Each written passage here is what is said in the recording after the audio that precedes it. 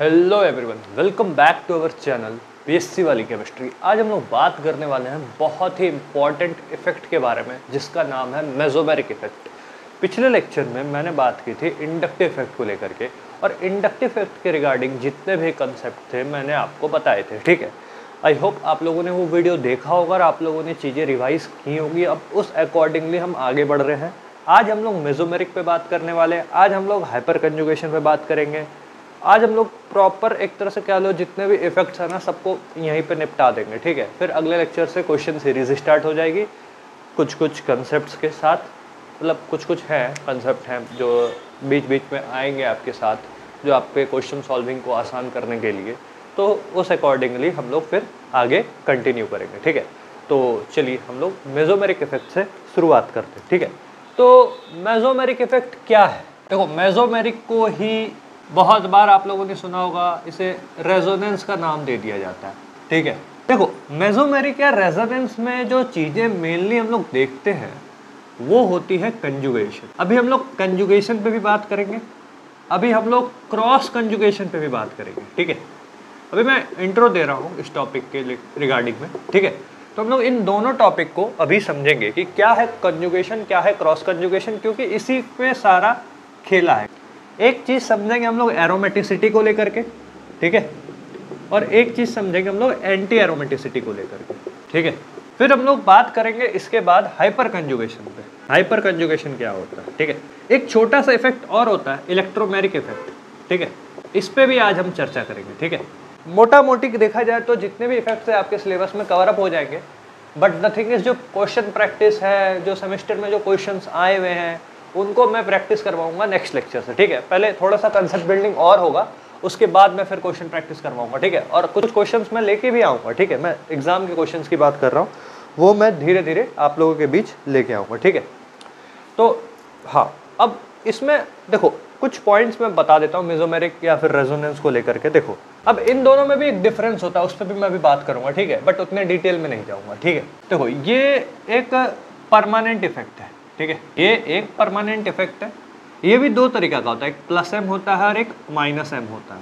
ठीक है, जैसे हम लोगों ने पढ़ा है ना, प्लस आई पढ़ा है, माइनस आई पढ़ा है, ठीक वैसा ही है।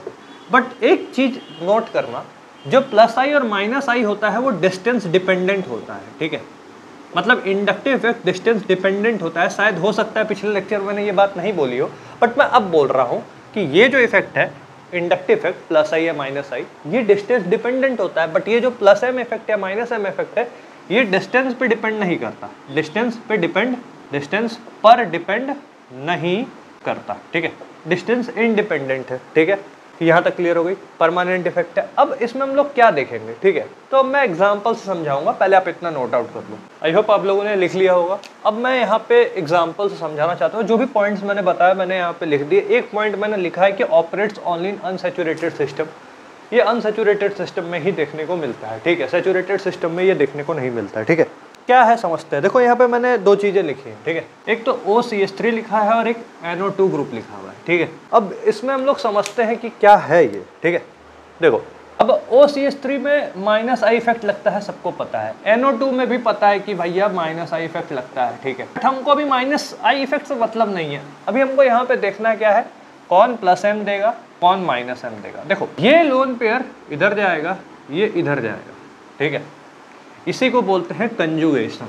इलेक्ट्रॉन का ट्रांसफर हो रहा है। ठीक है, इलेक्ट्रॉन का ट्रांसफर हो रहा है। ठीक है, तो इसी को कंजुगेशन बोलते हैं। तो होगा क्या यहाँ पे होगा क्या, यहाँ पे ये नेगेटिव चार्ज आ जाएगा, यहाँ पे डबल बॉन्ड आ जाएगा, ऑक्सीजन में पॉजिटिव, यहाँ पे CH3। ठीक है, कुछ ऐसा सा हो जाएगा। ठीक है, अगर हम यहाँ पे ये चीज़ देखेंगे तो यहाँ पे क्या होगा, यहाँ पे ये ऐसा सा होगा, क्योंकि बताता हूँ। ठीक है, यहाँ पे ये बॉन्ड ब्रेक किया, यहाँ डबल बॉन्ड आया, यहाँ O नेगेटिव, ये प्लस माइनस है तो यहाँ सिर्फ O। ठीक है, ये चीज़, ठीक है, ये चीज़ यहाँ देखने को मिला। तो यहाँ पे दो कंजुगेट, यहाँ पे भी ये चीज़ देखने को मिली कि इधर ट्रांसफर हुआ, यहाँ पे ये इधर। तो देखो ये जो ग्रुप है ये एक्चुअली में प्लस एम डोनेटिंग ग्रुप है, और ये माइनस एम ग्रुप है, मतलब एक्सेप्टिंग ग्रुप है। मतलब कुछ वैसा ही सा, ये इलेक्ट्रॉन एक्सेप्ट किया, ये इलेक्ट्रॉन डोनेट किया, ये इलेक्ट्रॉन डोनेटिंग ग्रुप नेचर है ये। ठीक है, बट देखो OCH3 का इफेक्ट माइनस आई होता है, NO2 का माइनस आई होता है, और यहाँ पे माइनस एम है, बट यहाँ पे प्लस एम दिखा रहा है। मैं ये चीज़ समझाना चाह रहा था, ठीक है। बाकी यहाँ पे हो क्या रहा है, कंजुगेशन। क्या हो रहा है, कंजुगेशन। तो अभी हम जस्ट कंजुगेशन पे आएंगे इसके बाद। तो कंजुगेशन समझ में एक बार आ गया ना। कंजुगेशन क्या होता है कि भैया अभी बताते हैं, ठीक है। तो फिलहाल इतना लिखो आप लोग अपने कॉपी में। यहाँ पे एक काम करो, यहाँ पे पॉजिटिव चार्ज लगाओ। यहाँ पे पॉजिटिव चार्ज दिखाना छूट गया था, क्योंकि भाई इससे गया है ना, तो इस पर पॉजिटिव चार्ज आ गया। और यहाँ पे काम करो, इसको ऐसे दिखा दो, ठीक है। प्लस माइनस भी दिखा सकते हैं, दोनों चीज़ सही है, बट एरो दिखा दो। मैं ऐसा क्यों बोल रहा हूँ, ये जब मैं बताऊँगा कोऑर्डिनेशन कंपाउंड तब समझ में आएगा, क्योंकि एक्चुअली ये कोऑर्डिनेट बॉन्ड को दर्शाता है, ठीक है। कोऑर्डिनेट बॉन्ड एरो से हम लोग डिनोट करते हैं कोऑर्डिनेट बॉन्ड। मतलब ये अपना पूरा लोन पेयर इसको दे दिया, ठीक है। ये अपना पूरा का पूरा लोन पेयर इसको इलेक्ट्रॉन को डोनेट किया, मतलब इलेक्ट्रॉन पेयर को डोनेट किया एक तरह से, ये चीज़ है, ठीक है। तो इसको ऐसे ही रहने दो, एरो दिखा दो, ज़्यादा सही है, ठीक है। तो ये चीज़ समझ में आ गई, ठीक है। अब मैं इसके आगे के पॉइंट्स को बता रहा हूँ, ठीक है। यहाँ पे आपको एक क्वेश्चन दिख रहा होगा। मैं भाई सोचा क्यों ना कंजुगेशन की थोड़ी सी फील दिलवा दूँ आप लोगों को। फील मतलब दिखाऊँ कि कंजुगेशन होता कैसे है, ठीक है। पर इसमें ना आपका बहुत सारा कंसेप्ट क्लियर हो जाएगा। इसके बाद सिर्फ मुझे बस कंजुगेशन के बारे में आपको बताना है, क्रॉस कंजुगेशन के बारे में बताना है, एंटी एरोमेटिसिटी के बारे में बताना है, एरोमेटिसिटी के बारे में बताना है, हाइपर कंजुगेशन के बारे में बताना है, खत्म, ठीक है। थोड़ा सा वीडियो लंबा हो सकता है जितने भी वीडियोस अभी तक आए हैं उसके कंपैरिजन में, but the thing is syllabus भी जल्दी खत्म करना है, इसलिए थोड़ा थोड़ा वीडियो का लेंथ अब बढ़ते जाएगा। ज़्यादा लंबा नहीं करने की कोशिश करूंगा, बट हाँ चीज़ों को समझाते हुए अच्छे तरीके से निकलना है, ठीक है। खत्म करना है चीज़ों को, ठीक है। देखो इसे मैं ए दे रहा हूँ, इसे मैं बी कह दे रहा हूँ, इसे मैं सी कह दे रहा हूँ, डी कह दे रहा हूँ। देखो अभी मैंने थोड़ी देर पहले प्लस एम और माइनस एम पे बात की थी, ठीक है। तो मैंने क्या कहा था, प्लस एम है OCH3 और माइनस एम था NO2, ठीक है। एग्जाम्पल लिया था। देखो होता क्या ना, प्लस एम को ऐसे समझो कि लोन पेयर कंटेनिंग ग्रुप, जिसके पास लोन पेयर रहता है। माइनस एम को वैसे समझो जो पाई बॉन्ड या कह लो polar pi bond containing group, ठीक है। जिसके पास पोलर पाई बॉन्ड है वो माइनस एम है, मतलब इलेक्ट्रॉन एक्सेप्टर की तरह काम करेगा, और ये electron lone pair containing group है तो इलेक्ट्रॉन डोनेटर की तरह काम करेगा, ठीक है। ये बात समझो। अब देखो OCH3 के पास लोन पेयर है तो ये इलेक्ट्रॉन को डोनेट करेंगे, ठीक है। ठीक कुछ इस प्रकार। यहाँ पे भी है इनके पास तो ये डोनेट करेंगे कुछ इस प्रकार, तो ये जाएगा इधर, ठीक है। ऐसा सा कुछ होगा। चीज़ यहाँ पे देखने को मिलेगी, इसके पास लोन पेयर है ही है, ठीक है। अगर मैं ऐसे बनाऊँ, ठीक है, तो ये जाएगा इधर, ये बॉन्ड यहाँ पे है, ये जाएगा इधर, ठीक है। अब देखो मैं इसको अगर देखूँ तो ये बॉन्ड जाएगा इधर, ये बॉन्ड जाएगा इधर, ठीक है। ये ऐसे घूम रहा है, ठीक है। और ये घूमने वाला फेनोमेनन इसमें भी होगा, इसमें भी होगा, इसमें भी होगा, समझो। जो अगर मैं घुमा के दिखाऊं तो कुछ नहीं है, ये रिंग है। अरे बेंजीन का है स्ट्रक्चर ऐसा सा, जैसा सा बना हुआ है, ऐसा सा। यहाँ पे है CH2 पॉजिटिव। और देखो पहली बात तो ये इलेक्ट्रॉन डेफिशिएंट है, तो इसके इलेक्ट्रॉन को पूरी करने की कोशिश की जाएगी। तो यहाँ से ये इधर जाएगा, जैसे ही ये इधर गया तो यहाँ पे क्या होगा, यहाँ पे डबल बॉन्ड आ जाएगा CH2, यहाँ पे पॉजिटिव चार्ज, क्योंकि यहाँ से इलेक्ट्रॉन गया, ठीक है। इसके पास से इलेक्ट्रॉन गया, ठीक है। अब देखो यहाँ से जैसे ही इलेक्ट्रॉन गया पॉजिटिव चार्ज, यहाँ ये इधर गया, ठीक है, क्योंकि फुलफिल करना है इसके। तो यहाँ पे क्या हुआ, ये यहाँ अब यहाँ पॉजिटिव चार्ज, ठीक है, CH2। अब यहाँ पे देखो ये है, ये इधर जाएगा, जैसे ही यहाँ गया इधर, ठीक है। इधर से निकला तो इस पर पॉजिटिव चार्ज, यहाँ CH2 पॉजिटिव, CH2। अब ये गया इधर, एक नीचे बना दे रहा हूँ। वैसे मुझे ये सब चीज़ें बना के नहीं दिखानी चाहिए, बट ठीक है, आपके सहूलियत के लिए बनानी पड़ती है, ठीक है। तो ये पूरा मतलब हो गया कंप्लीट, ठीक है। जैसे था पहले जैसा ही है। तो बहुत बार आप लोग ऐसा भी देखे होंगे कि स्ट्रक्चर कुछ इस प्रकार का हम लोग पूरा घुमा देते हैं। एक्चुअली में होता है क्या, ये घूमते रहता है, तो भैया ये कुछ ऐसा सा दिखता है, ठीक है। इसे अगर कह लूँ तो RH है, रेजोनेंस हाइब्रिड है, बट ठीक है, इस पर बाद में बात करूँगा। ये चीज़ क्लियर हो गई। ये चीज़ जो अभी यहाँ मैंने घुमाया, ये इसमें भी, इसमें है, इसमें भी है। मतलब ये चीज़ तो A में भी है, C में भी है, D में भी है। फ़र्क क्या आ रहा है, A में, C में और D में, तीनों में OCH3 ग्रुप है, और OCH3 ग्रुप क्या है, प्लस M है। तो तीनों में ये प्लस M इफेक्ट शो करेगा, और plus M effect distance independent है। तो डिस्टेंस इंडिपेंडेंट होने के कारण सब में कॉमन इफेक्ट आएगा। तो अब हम कैसे इसका ऑर्डर बताएंगे, ऑर्डर कैसे बताएंगे, क्या होगा। तो अब हमको जाना पड़ेगा इंडक्टिव के पास, क्योंकि यहाँ पे इंडक्टिव भी लग रहा है, ठीक है, इंडक्टिव भी लग रहा है।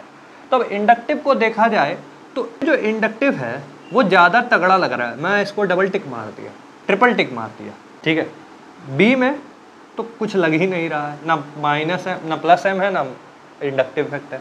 सी की बात करें तो डबल टिक मारूंगा, डी की बात करूंगा तो सिंगल टिक मारूंगा। ट्रिपल डबल ये भैया पावर बता रहा है, पावर मतलब देखो डिस्टेंस डिपेंडेंट होता है, यहाँ पे डिस्टेंस देखो और यहाँ पे डिस्टेंस देखो, ठीक है। तो यहाँ माइनस आई पावरफुल है, यहाँ माइनस आई पावरफुल उतना नहीं है, यहाँ पे बहुत कम है, तो ठीक है। तो यहाँ पे प्लस एम का डोमिनेंसी सबसे ज़्यादा होगा क्योंकि यहाँ माइनस आई सबसे कम है, तो सबसे पहले डी आ जाएगा। फिर उसके बाद कौन आएगा, यहाँ पे तो कुछ लग नहीं रहा है, ठीक है। यहाँ पे अगर देखा जाए तो प्लस एम है और माइनस आई भी है, तो भैया माइनस आई है लेकिन कम है, तो डी के बाद आ जाएगा सी, ठीक है। इधर देखा जाए तो भैया इसमें प्लस एम तो लग रहा है, प्लस एम तो है, प्लस एम कोई प्लस एम देखो कंसीडर नहीं किया जाएगा क्योंकि तीनों में प्लस एम लग रहा है, तो हमें माइनस आई के बेसिस पे इन तीनों का देखना पड़ेगा। इन तीनों को देखा जाए तो भैया ए तो सबसे कम पे आएगा, सी ए में अगर बात की जाए। अब बी का है तो बी का फंडा आप लोग बताओ क्या होगा बी का। एक सेकेंड, यहाँ पे ये इफेक्ट नहीं लगेगा, प्लस एम नहीं लगेगा। क्यों नहीं लगेगा, देखो मेटा पोजीशन पे यहाँ पे एक गड़बड़ी हुई मुझसे, क्या कि प्लस एम जो इफेक्ट होता है वो ऑर्थो पारा, मतलब देखो भैया इलेक्ट्रॉन डेफिशिएंसी ऑर्थो पे है और पारा पे है, मेटा पे कहीं पे भी नहीं है, ठीक है। इसके रेस्पेक्ट में ये ऑर्थो है, मेटा है, पारा है। तो मेटा पे इलेक्ट्रॉन डेफिशिएंसी ही नहीं है तो इलेक्ट्रॉन देगा ही नहीं, तो यहाँ पे प्लस एम लगेगा ही नहीं। यहाँ पे माइनस आई का डोमिनेंसी है, सिर्फ और सिर्फ माइनस आई डोमिनेंट है। यहाँ पे प्लस एम लग रहा है और माइनस आई भी लग रहा है, यहाँ पे सिर्फ कुछ भी नहीं लग रहा है, ठीक है। तो ये थोड़ा सा गड़बड़ हो गया था, ठीक है, ये थोड़ा सा गड़बड़ी हो गई थी। गड़बड़ी या समझो मेरे तरफ से हुई या जान के हुई या किसी भी कारण से हुई, कंसेप्ट आपका मानना चाहिए कि प्लस एम मेटा पे नहीं लगता है, ऑर्थो पारा डायरेक्टिंग होता है क्योंकि इलेक्ट्रॉन डेफिशिएंसी अपने को नहीं दिख रही है। ये इसीलिए मैं बना रहा था कि इलेक्ट्रॉन डेफिशिएंसी दिखा पाऊँ, बट यहाँ पे देखो पारा पे इलेक्ट्रॉन डेफिशिएंसी है, मेटा पे नहीं है, मेटा पे कहीं पे भी इलेक्ट्रॉन डेफिशिएंसी नहीं है, तो पूरी ही नहीं होगी, तो पूरी ही नहीं होगी तो यहाँ प्लस एम लगेगा ही नहीं, तो यहाँ तो सी का ऑर्डर ही नहीं है। डी के बाद सीधे ए आएगा क्योंकि प्लस एम माइनस, फिर डी, ए के बाद सी आएगा, फिर बी आएगा, ये ऑर्डर बनता है और ये सही ऑर्डर है। मैं एक बार समअप भी कर दूंगा चीज़ों को क्योंकि हो सकता है कन्फ्यूज़न हो, बट समझ में आ गया होगा तो अच्छी बात है, नहीं तो मैं एक बार समअप कर दे रहा हूँ। हुआ क्या समझो, यहाँ पे देखो ए में प्लस एम माइनस आई दोनों है, बी में यहाँ पे क्या है कुछ भी नहीं लग रहा है, सी में सिर्फ माइनस आई लग रहा है और डी में प्लस एम और माइनस आई दोनों लग रहा है। तो प्लस एम जिसमें लग रहा है, ए में लग रहा है और डी में लग रहा है, तो अपने को प्लस एम से मतलब नहीं है, माइनस आई देखना पड़ेगा क्योंकि दोनों में प्लस एम लग रहा है, ठीक है। और प्लस एम डिस्टेंस पे डिपेंड नहीं करता, डिस्टेंस से डिपेंडेंट है। तो माइनस आई के बेसिस पे देखा जाए तो माइनस आई इसमें कमजोर है, इसमें ज्यादा पावरफुल है क्योंकि नजदीक है और ये दूर है, चौथा कार्बन तक जाते जाते नेग्लिजिबल हो जाता है, बट वही वाली चीज है उसको देखते हुए। तो ए और डी में सबसे तगड़ा डी हो गया, ठीक है। बी में कुछ लग नहीं रहा है, सी में माइनस आई लग रहा है, तो माइनस आई के कारण ये यहाँ आया, ठीक है, और यहाँ कुछ भी नहीं लग रहा है, इस वजह से बी आखिर में आया, ठीक है। चलो यहाँ तक क्लियर है। अब हम लोग आगे बात करते हैं, कंजुगेशन को समझते हैं। लिख लो इसे, और सी होगा इसीलिए क्योंकि बी में कुछ नहीं लग रहा है, इसमें माइनस आई लग रहा है, माइनस आई की वजह से इसका पावर कम हो जाएगा क्योंकि ये इलेक्ट्रॉन विड्रॉइंग ग्रुप है। और बी में कुछ भी नहीं लग रहा है इसलिए बी का पावरफुल ज़्यादा है। यहाँ पे एक ये इधर से इधर लिख दिया था, मैं कह वही रहा था, बट द थिंग इज हाँ, तो यहाँ पे माइनस आई भी लग रहा है, इस वजह से इसकी पावर कम हो गई और इसका इलेक्ट्रॉन इसमें कुछ भी नहीं लग रहा है, इस वजह से ये है, ठीक है। क्लियर है, लिखो इसको। मैंने क्या बताया अभी एक बार और रिवाइज करवा दे रहा हूँ, प्लस एम माइनस आई। अब देखो पहला वाले में क्या हो रहा था, प्लस एम भी लग रहा था, माइनस आई भी लग रहा था, बी में कुछ भी नहीं लग रहा था, सी में सिर्फ माइनस आई लग रहा था, और डी की बात करें तो प्लस एम और माइनस आई दोनों लग रहा था। बट जो माइनस आई था इसमें वो इसके कंपैरिजन में लेस पावरफुल था, ठीक है, और इसमें ज़्यादा पावरफुल था, तो इस वजह से डी ज़्यादा स्ट्रॉन्गर हो गया। और बी में कुछ नहीं लग रहा था इसलिए बी आ गया, और सी में क्या लग रहा था, माइनस आई लग रहा था, इसलिए सी सबसे लास्ट में आया, ठीक है। क्लियर हो गया, चलो आगे बात करते हैं। अब इलेक्ट्रोमेरिक की बात कर रहा है। इलेक्ट्रोमेरिक में क्या होता है ना, कंप्लीट ट्रांसफर ऑफ इलेक्ट्रॉन होता है, टेम्प्रोरी है, प्रेजेंस ऑफ रिएजेंट है। देखो इलेक्ट्रोमेरिक में कुछ नहीं है डिफरेंस, इंडक्टिव की बात की जाए और इसमें इंडक्टिव भी वैसा ही होता है, इलेक्ट्रोमेरिक भी वैसा ही होता है। The thing is presence of reagent पे है, इंडक्टिव परमानेंट है, ये टेम्प्रोरी है क्योंकि रिएजेंट के प्रेजेंस में हो रहा है, और यहाँ पे इलेक्ट्रॉन का कंप्लीट ट्रांसफर होता है, हर जगह इलेक्ट्रॉन का ट्रांसफर हो रहा है, ठीक है। तो एक छोटा सा इफेक्ट था, तो इसलिए छोटी सी बातें हैं। अगर डिटेल में जानना हो तो बता देना और डिटेल में इस पर बात कर लूँगा, बट हाँ उतना इंपॉर्टेंट नहीं है। मेन जो इंपॉर्टेंट है मेसोमेरिक है, हाइपर कंजुगेशन है, मेसोमेरिक में बता रहा हूँ। अब मैं कंजुगेशन पे बात करूँगा और कंजुगेशन को समझाऊंगा। हाँ बीच बीच में चीज़ें थोड़ी कॉम्प्लेक्स जैसे अभी हो गई थी, कॉम्प्लेक्स नहीं हुई थी, कॉम्प्लेक्स किया गया था जिससे चीज़ों को थोड़ा सा आपको आपके दिमाग को थोड़ा सा इंगेज किया जाए कि हाँ भाई ये क्या हो रहा है, क्या क्या क्या क्या बोल रहे हैं भैया। हाँ तो थोड़ा सा कॉम्प्लेक्स करके उसको आसान करना ना ज़्यादा सही लगता है कभी कभी बीच बीच में, कि हाँ भाई इंगेजमेंट बना रहे, ठीक है, क्योंकि लाइव क्लास तो चल नहीं रही है कि हाँ भाई पता चले क्या चल रहा है। तो थोड़ा सा तरीका अपना रहा था और कोई बात नहीं है। हाँ गलतियाँ हुई है लेकिन चलो कोई बात नहीं, उस पर उतनी बात नहीं करते हैं। अब हम कंजुगेशन को समझते हैं, ठीक है। मैंने यहाँ पे कंजुगेशन लिखा, क्या लिखा, electron movement from one orbital to another. मतलब एक इलेक्ट्रॉन, मतलब इलेक्ट्रॉन के मूवमेंट जब होता है किसी एक ऑर्बिटल से किसी दूसरे ऑर्बिटल में, उसी को हम लोग कंजुगेशन बोलते हैं। जैसे यहाँ पे देखो, यहाँ पे क्या हो रहा है कि ये भैया इधर गए और ये इधर गए, ठीक है। तो भैया इसके पाई से इसके पाई स्टार में इलेक्ट्रॉन का मूवमेंट हुआ, इसके पाई ऑर्बिटल से इसके पाई स्टार में, क्योंकि ये पाई बॉन्ड ब्रेक किया तभी तो ये इधर गया, ठीक है। अब जैसे यहाँ देखो तो इसके नॉन बॉन्डिंग से, ऑक्सीजन के नॉन बॉन्डिंग से इसके वैकेंट ऑर्बिटल में गया, ठीक है, वैकेंट पी ऑर्बिटल में। तो यहाँ पे क्या हो रहा है कि इलेक्ट्रॉन का मूवमेंट हो रहा है किसी एक ऑर्बिटल से दूसरे ऑर्बिटल में, इसी को हम लोग कंजुगेशन बोलते हैं। बहुत ही सिंपल। अब क्रॉस कंजुगेशन भी एक चीज़ आती है, वो भी थोड़ी देर में बताऊंगा। क्रॉस कंजुगेशन में देखो बताऊंगा, क्योंकि कंजुगेशन क्या है ना, ये एक्चुअली में लीनियर है। क्रॉस में मतलब क्या होता है अभी दिखाऊंगा, ठीक है। लीनियर है, क्रॉस है। लीनियर ज़्यादा स्टेबल होता है क्रॉस से, ये भी एक पॉइंट है, याद रखो। मैं यहीं पे बता रहा हूँ, आगे भी रिपीट करूंगा ये चीज़, ठीक है। अभी मैं जो बताऊंगा इसके बाद दूंगा, मैं कुछ पॉइंट्स लिखने वाला हूँ कंडीशन फॉर कंजुगेशन को लेकर के, कि कंजुगेशन के लिए क्या क्या कंडीशन होते हैं, कब कब मतलब किस किस कंडीशन में हमें कंजुगेशन देखने को मिलेगा, ठीक है। क्योंकि बहुत तरह तरह के है ना। अब देखो इसके वैकेंट ऑर्बिटल में गया तो अब इसका देखो तो नॉन बॉन्डिंग से इसके वैकेंट पी ऑर्बिटल में गया, इसके पाई से इसके पाई स्टार में गया, ठीक है। तो अब कंडीशन पे हम लोग बात करते हैं, इतना आप लोग नोट डाउन करो। देखो नोट डाउन करना बहुत इंपॉर्टेंट है जितनी चीज़ें बता रहा हूँ, क्योंकि जब आप रिविजन करोगे तो यही चीज़ें आपको हेल्प करेंगी, ठीक है। हाँ कि चीज़ों को समझने में। और जैसे ही सीरीज़ खत्म होगी उसके कुछ समय बाद, एग्जाम आने से कुछ समय पहले, रिवीजन सीरीज के नाम से मैं जीओसी की पूरी रिवीजन सीरीज ले आऊँगा, जहाँ पे जितने भी पॉइंट्स मैंने सारे लेक्चर में बताए उसे सम अप करके एक लेक्चर में कंक्लूड करूँगा, 1 से 2 लेक्चर में, ठीक है। जैसी रिक्वायरमेंट होगी वैसी, जैसे मैंने पहले भी कहा है, और वहाँ पे सारी चीज़ें मैं समझा दूंगा। इसीलिए नोट्स रहेगा तो आपको दोबारा से उस रिवीजन सीरीज में उतना नहीं है, मैं बता दूंगा भैया इस लेक्चर का पॉइंट है, पहले लेक्चर को समअप किया 10 मिनट में, फिर दूसरे लेक्चर को समअप किया 10 मिनट में, ऐसे ही 10-10 मिनट करके थोड़ा लंबा लेक्चर बन जाएगा, बट हाँ चीज़ें समअप हो जाएंगी, वो ज़्यादा ज़रूरी है, ठीक है। तो लिखो इसे। यहाँ पे मैंने पॉइंट्स लिख दी है कंडीशन फॉर कंजुगेशन में। All the atoms should be sp2 hybridised, all p atoms should be in same plane, perpendicular और ऑर्थोगोनल शुड नॉट पार्टिसिपेट, और भी कुछ पॉइंट्स मैंने यहाँ पे लिखे। अब इन पॉइंट्स को समझते हैं एक एक करके और अपने कंजुगेशन के कंसेप्ट को क्लियर करते हैं, ठीक है। देखो यहाँ पे मैंने लिखा all atoms should be sp2 hybridised, but यहाँ पे एक और पॉइंट लिखो, जो पार्टिसिपेट कर रहे हैं उनकी बात हो रही है, ठीक है। जो पार्टिसिपेट नहीं कर रहे हैं उनकी बात नहीं हो रही। अब जैसे ये है तो ये sp2 है, अब बोलोगे ये तो sp3 दिख रहा है, बट sp3 नहीं है, sp2 है, क्योंकि इसका एक लोन पेयर भैया पार्टिसिपेट कर रहा होता है, ठीक है। इससे तो हमें मतलब नहीं है, ठीक है, इससे तो हमें मतलब नहीं है, क्योंकि जो पार्टिसिपेट कर रहे हैं उससे मतलब है, ठीक है। All p atom should be in same plane. अब जैसे देखो भैया इसका ये दोनों एक ही प्लेन में है, ये दोनों एक प्लेन में नहीं है, ये दोनों एक प्लेन में है। तो जो है, जो p एटम्स पार्टिसिपेट कर रहे हैं वो प्लेन में होने चाहिए, ठीक है। तो वही वाली बात है कि एक ही प्लेन में है। अब ये दोनों p ऑर्बिटल पार्टिसिपेट कर रहे हैं, ठीक है। अगर यहाँ पे एक ये p ऑर्बिटल भी है, ये भी है, ठीक है, तो ये दोनों सेम प्लेन में है, तो ये दोनों पार्टिसिपेट कर रहे हैं, बट ये अपोजिट प्लेन में जा रहा है, ये इस प्लेन में नहीं है, इसके परपेंडिकुलर एक्चुअली में। तो वही लिखा हो परपेंडिकुलर, एक्चुअली में ये वैसे नहीं होता, वो परपेंडिकुलर होता है। तो भाई अगर मैं देखूंगे तो भाई देखोगे तो क्या होगा, एक्स वाई जेड होता है ना, तो एक्स और वाई अगर जेड को मान रहे प्रिंसिपल एक्सिस, तो एक्स उसके परपेंडिकुलर है, तो परपेंडिकुलर या ऑर्थोगोनल पार्टिसिपेट नहीं करता है, ठीक है।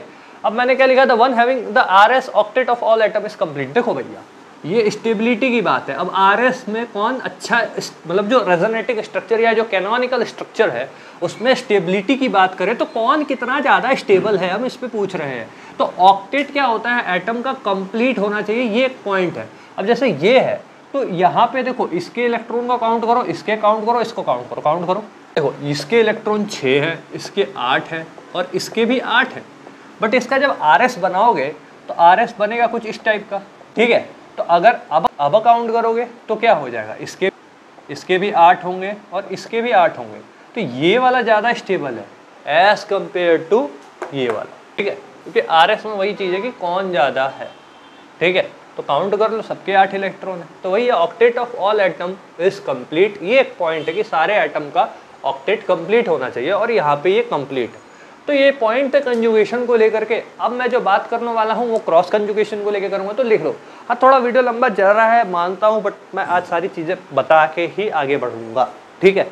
तो ये वीडियो थोड़ा लंबा जाएगा, ठीक है, तो लिखो जल्दी से। अब मैं यहाँ पे बात करने वाला हूँ क्रॉस कंजुगेशन को लेकर के, तो बड़े ही ध्यान से समझेंगे। पहले थोड़ा सा लीनियर कंजुगेशन एक बार देखें। अब जैसे ये है, ठीक है, चलो ठीक है, ये मैंने बना दिया।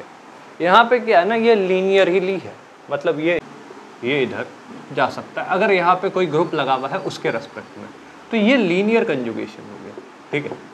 क्रॉस कंजुगेशन में क्या होता है, ठीक है, अब भैया ये इधर से भी जा सकता है, अब ये इधर से भी जा सकता है, इधर से भी, दो तरफ से जा सकता है।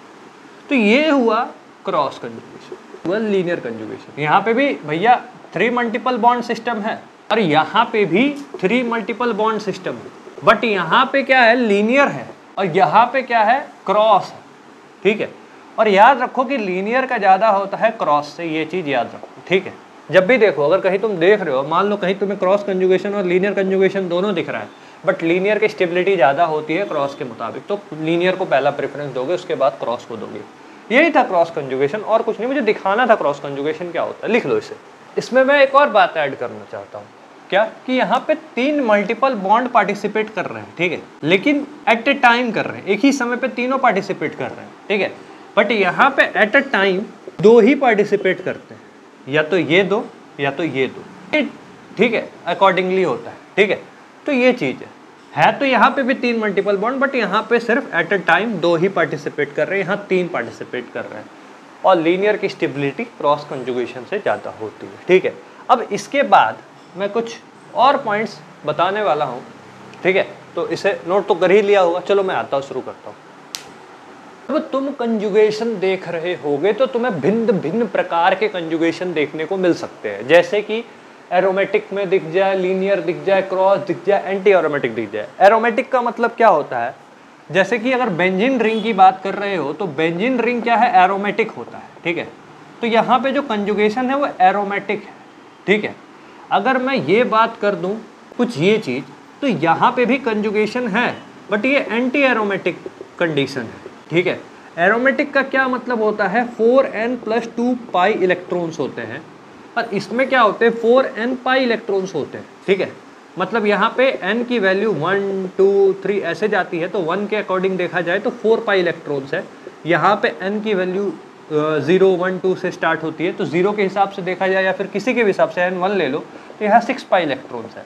तो ये जो सिस्टम है ये एरोमेटिक है और ये एंटी एरोमेटिक है। तो एरोमेटिक ज़्यादा स्टेबल है एंटी एरोमेटिक से, बट द थिंग इज अगर लीनियर या क्रॉस कहीं देखने को मिल जाए उसके बीच, तो एरोमेटिक के बाद लीनियर के बाद क्रॉस के बाद एंटी एरोमेटिक, अगर सारी चीज़ें मिक्सड अप टाइप का सवाल है तो, और नहीं तो एरोमेटिक ज़्यादा स्टेबल रहता है एंटी एरोमेटिक से, ठीक है। ये चीज़ याद रखो, ये चीज़ मुझे बतानी थी, ठीक है। तो मतलब रेजोनेंस में भी ये ऑर्डर फॉलो होता है। और एट द एंड अगर मैं बात करूँ तो मेसोमेरिक, फिर hyper conjugation, at the end पे आ चुके हैं हम लोग हाइपर कंजुगेशन और फिर इंडक्टिव। तो अब हम बात करने वाले हैं हाइपर कंजुगेशन पे कि ये क्या होता है। कुछ भी नहीं है, बहुत इजी टॉपिक है, 5 से 10 मिनट कम से कम लगेगा हाइपर कंजुगेशन समझाने में। और इसके बाद अगले लेक्चर से हम आपको भूंजा खिलाएंगे। भूंजा मतलब मिक्स, ठीक है। तो भूंजा सीरीज स्टार्ट होगी जिसमें क्वेश्चंस आएंगे, कंसेप्ट भी आएंगे बीच बीच में, ठीक है। एक छोटा सा कंसेप्ट बचता है हीट ऑफ हाइड्रोजनेशन का, वो चाहता तो मैं इसी में मिला देता हाइपर कंजुगेशन के साथ, बट मैं उसे अगले लेक्चर में कंक्लूड करूंगा और सवाल शुरू करूंगा, ठीक है। तो जल्द ही हम शुरू करने वाले हैं। अब हम हाइपर कंजुगेशन को पढ़ के समझ के कंप्लीट करते हैं। हाइपर कंजुगेशन, ठीक है, मैंने ऑलमोस्ट सारे पॉइंट्स यहाँ पे लिख दिए हैं ऑलरेडी कि समय बचे और मैं 5 मिनट में ही निपटा दूँ 10 मिनट की जगह पे, ठीक है। देखो हाइपर कंजुगेशन क्या होता है, बेकर नातन इफेक्ट भी बोलते हैं, नो बॉन्ड रेजोनेंस भी बोलते हैं, एच इफेक्ट तो बोलते हैं। इसमें क्या होता है, सिग्मा या सिग्मा स्टार का इन्वॉल्वमेंट होता है, ट्रांसफर ऑफ इलेक्ट्रॉन में। अब कैसे क्या होता है वो मैं दिखाऊंगा, अभी तो समझ में आ जाएगा। यहाँ पे सिग्मा दिखेगा, जहाँ पे प्लस एच, ये देखो प्लस एच माइनस एच तो कहने की बात है, वो तो अपने को भी समझ में आ जाएगा। जनरली प्लस एच डोमिनेंट ही है, डोमिनेंस देखने को मिलेगा, मतलब प्लस एच ज़्यादा देखने को मिलता है, माइनस एच कम देखने को मिलेगा, बट देखने को मिलेगा, ठीक है।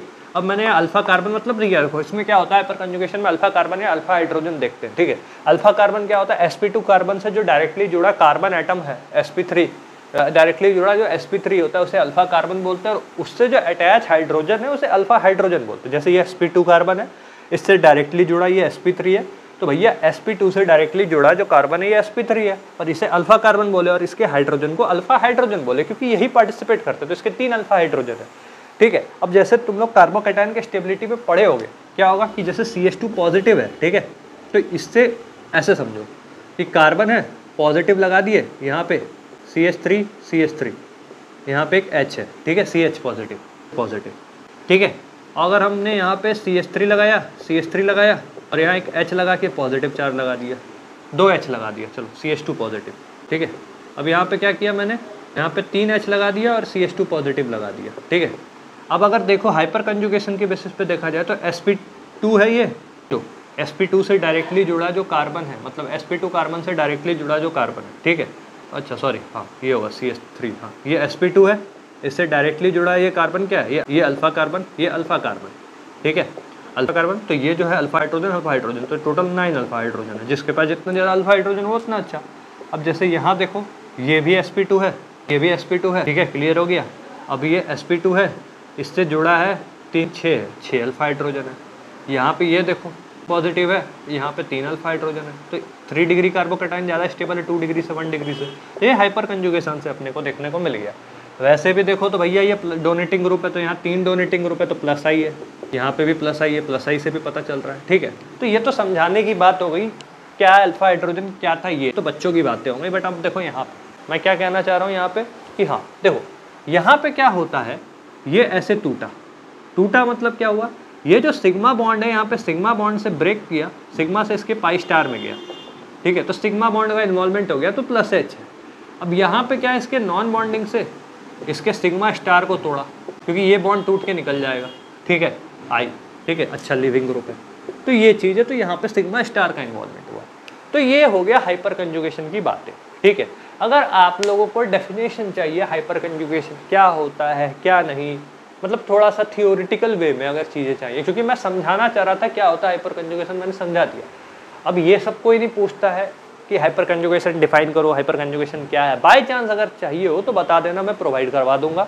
बट हाँ, यहाँ तक क्या था, मैंने आपके कंसेप्ट को बनाया, सारी चीज़ें मैंने जो भी चीज़ें आपको देनी थी मैंने दे दिया, सारे इफेक्ट समझा दिए, सारी चीज़ें समझा दी। अब अगले लेक्चर से प्रारंभ शुरू कर रहे हैं हम लोग भूंजा सीरीज़ का, जहाँ पे भूंजे के प्रकार आएंगे, और भूंजे में हर चीज़ मिलती है ना, कभी बादाम मिलता है, कभी क्या बोलते हैं और भी चीज़ें रहती है, मिक्सचर टाइप का सवाल है, तो मिक्सचर में कभी गाठिया मिल जाता है, कभी बादाम मिल जाता है, कभी भुजिया मिल जाता है, तो वैसा सब चीज़ है, ठीक है।